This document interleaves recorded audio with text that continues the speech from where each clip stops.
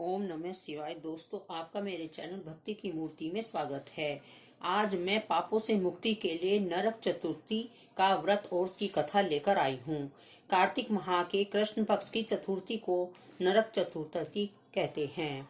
इसे छोटी दिवाली के रूप में मनाया जाता है। हिंदू धर्म के अनुसार नरक चतुर्दशी का विशेष महत्व होता है। यह माना जाता है कि इस दिन श्री कृष्ण ने नरकासुर राक्षस का वध किया था और उसके बंदी गृह से 16,100 कन्याओं को मुक्त करवाया था, जो बाद में श्री कृष्ण ने उनसे विवाह किया था। नरक चतुर्दशी का व्रत भी किया जाता है। इसके करने से पापों से मुक्ति मिलती है। इसकी एक पौराणिक कथा भी मिलती है, जो इस प्रकार है। बहुत समय पहले की बात है। एक रंती नाम के राजा बहुत ही धर्मात्मा थे। उन्होंने भूल कर भी अपने जीवन में कोई पाप नहीं किया था। उनके राज्य में प्रजा बड़ी शांति से और सुखपूर्वक रहती थी।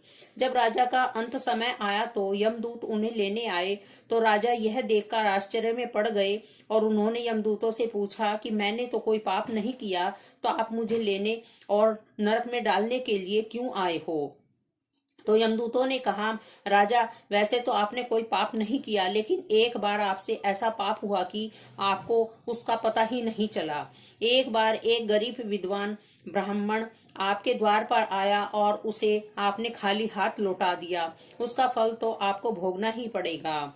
तब राजा ने हाथ जोड़कर यमदूतों से प्रार्थना की कि मुझे 1 साल का समय दे दो, जिससे मैं अपनी गलती का सुधार कर सकूं। तो यमदूतों ने राजा को 1 वर्ष का समय दे दिया।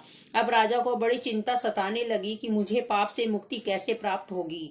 तब वे ऋषियों के पास गए और ऋषि बोले, हे राजन, कार्तिक मास की चतुर्दशी का व्रत करने से तुम्हें पापों से मुक्ति मिल जाएगी। इसका व्रत करने से बड़ा पाप भी समाप्त हो जाता है। इसलिए आप चतुर्दशी का व्रत विधि विधान से करें और उसके बाद ब्राह्मणों को भोजन करवाएं और क्षमा याचना करें।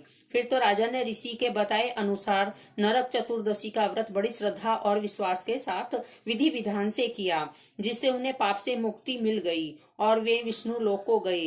तब से लेकर आज तक नरक चतुर्दशी के दिन पाप कर्म व नरक गमन से मुक्ति के लिए कार्तिक मास की चतुर्दशी को व्रत किया जाता है और पापों से मुक्ति मिलती है। नरक चतुर्दशी को रूप चौदस के नाम से भी जाना जाता है।